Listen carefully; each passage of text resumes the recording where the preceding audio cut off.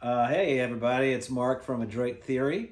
We were very excited to be selected to be in the BeerAdvocate Extreme beer box this month, and featuring stouts. Obviously some great company and some awesome stouts.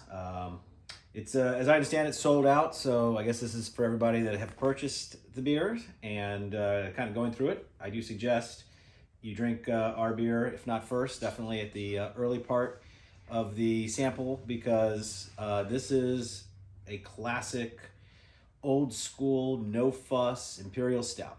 It's not barrel aged like some of the other beers in the box. It's not a pastry stout. This is just a classic, no nonsense take on the style. It's called Eat the Rich, which obviously has a lot of meaning. You know, it's a political slogan. It's an old Motorhead song, and I always thought it was just a very clever thing to say. So our take on the art, it's kind of hard to see because it's a little bit small, but if you zoom in, you can check it out.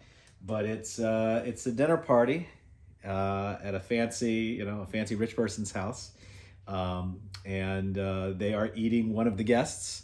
It's not just somebody that they cooked up, but I was inspired by the idea of people going to a fancy dinner party and they weren't sure which one of the guests was going to be on the menu. I always thought that was kind of funny. But if you notice, the figure is orange. It was inspired by the idea of French clay pot cooking, where you could cook an entire human using clay technique, which gives a very bronzy type of appearance.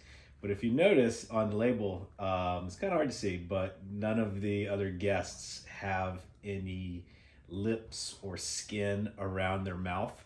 I kind of thought it was an interesting idea that maybe cannibals would turn into something that was flesh eating and kind of eat away at their skin while they ate, somebody else. Anyway, that was a great idea at the time. I think it looks pretty cool. The beer itself, again, no nonsense, classic stout. Highly recommend letting it warm up. We say 58 to 62 degrees on the can. I personally think it could go even warmer than that, 60 to 65. I mean, I really like my stouts, close to room temperature. But jet black, inky. I love stouts that are black.